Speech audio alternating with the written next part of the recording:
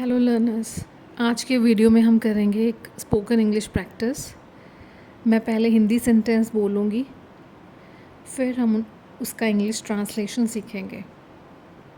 जैसे कि सेंटेंस का स्ट्रक्चर हिंदी में होता है सब्जेक्ट, ऑब्जेक्ट और वर्ब, और फिर हम उनको इंग्लिश में कैसे लिखते हैं, क्योंकि हिंदी में जो सब्जेक्ट्स हैं वो चेंज होते हैं विद प्रेजेंट और पास्ट। सो ये डिफरेंस है दोनों इंग्लिश और हिंदी में। सो एक एक करके हम देखते हैं कि कैसे हिंदी में सब्जेक्ट चेंज होते हैं। जैसे मैं का मैंने हो गया, हम का हमने हो गया, प्रेजेंट में मैं और पास्ट में मैंने। तुम का तुमने, प्रेजेंट में तुम और पास्ट में तुमने। सो फर्स्ट हमारा सेंटेंस है मैं खाना खाता हूँ। अब यहाँ पर मैं जो है वो एक सब्जेक्ट है और खाना जो है वो एक ऑब्जेक्ट है। खाता हूँ एक वर्ब है। सो ट्रांसलेट जब हम करते हैं इंग्लिश में, सो मैं का हो गया आई, खाना का फूड, और खाता हूँ ईट। आई ईट फूड। देन सेकेंड में तुम खाना खाते हो। तुम मतलब मैं सेकेंड पर्सन को के बारे में बात कर रहा हूँ। सो तुम खाना हमारा फूड है और खाते हो मतलब ईट। तुम मतलब you, the second person. So English में हम इसको कैसे लिखेंगे? यू फ्लिप करेंगे, हम वर्ब को आगे लेके आएंगे। You eat food. वह खाना खाता है। खाता है मतलब ईट, खाना जो है हमारा फूड है, और वह जो थर्ड पर्सन की बात कर रहा है। अब वह अगर खाता है तो वो मतलब मेल है, सो हम यहाँ पे ही का प्रयोग करेंगे, ही। अब इंग्लिश में जो है ईट का के साथ ऐसा आएगा, सो ही ईट्स फूड। ये भी हमें ध्यान में रखना है, he eats food. Third person singular में ऐसा आता है। देन वह खाना खाते हैं।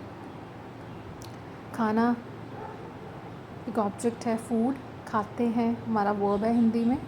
सो ईट, और वह यहाँ पर जो है प्लूरल की बात हो रही है। सो दे ईट फूड। यहाँ पर फिर से जो हमारा है नॉर्मली वर्ब लगेगा, दे ईट फूड। अब ये जो है सारे लास्ट के सेंटेंसेस ये हैं पास्ट टेंस के। सो क्या डिफरेंस है इसमें? मैं का मैंने हो गया है, यहाँ पे सब्जेक्ट चेंज हो गया हिंदी में, और खाया वर्ब भी चेंज हो गया हमारा, खाता हूँ की जगह हमारा खाया हो गया। सो इंग्लिश में ईट का हमारा जो फॉर्म है सेकंड फॉर्म एट हो गया, और खाना एज इट इज़ एक ऑब्जेक्ट है फूड, मैंने चेंज हो गया, लेकिन इंग्लिश में हमारा सेम ही रहता है। So I ate food in the past tense. Second में देखिए, तुमने खाना खाया। तुमने खाना खाया, सेकेंड पर्सन है, खाया मतलब पास्ट में हुआ एक्शन जो है हमारा एट। अब तुम का तुमने हो गया, क्योंकि हम पास्ट की बात कर रहे हैं। सब्जेक्ट भी चेंज हुआ और हमारा जो है वो वर्ब भी चेंज हुआ हिंदी में। You eight food. देन उसने खाना खाया। अब उसने वह से चेंज हुआ, ही की बात कर रहे हैं ना हम, यहाँ पर थर्ड पर्सन की बात कर रहे हैं। ही का हो गया, यानी वह का हो गया उसने खाना खाया। ही एट फूड। उन्होंने खाना खाया। खाया तो सेम ही है, एट।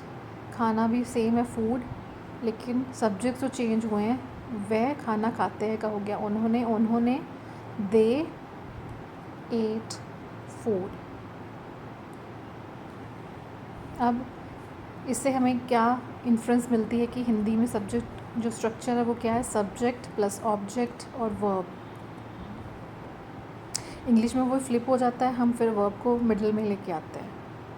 अब सब्जेक्ट जो है मैं खाता हूँ और मैं खाती हूँ, एक मेल है और एक फीमेल है। सो यहाँ पर एक सेंटेंस का देख लेते हैं। मैं एक सब्जेक्ट है, खाना एक ऑब्जेक्ट है, और खाता हूँ वो मेल के लिए अलग होगा और फीमेल के लिए खाती हूँ अलग होगा। सो लिंग और वचन के ऊपर डिपेंड करता है हमारा वर्ब जो है वो लिंग और वचन के हिसाब से चेंज हो जाता है। आई ईट फूड, लेकिन इंग्लिश में ऐसे नहीं होता। वर्ब के ऊपर कोई फ़र्क नहीं पड़ता, सिर्फ नाउन के ऊपर पड़ता है। सो आई ईट दोनों सेम रहेंगे इंग्लिश में, तो आई ईट और आई ईट फूड। लेकिन हिंदी में मेल और फीमेल का लिंग का फ़र्क पड़ता है। इंग्लिश में हमारा सब्जेक्ट, वही हम ऑर्डर को फ्लिप कर देंगे, सब्जेक्ट हो जाएगा, वर्ब हो जाएगा और फिर ऑब्जेक्ट। सो क्या सेंटेंस बनता है हमारा? I eat food.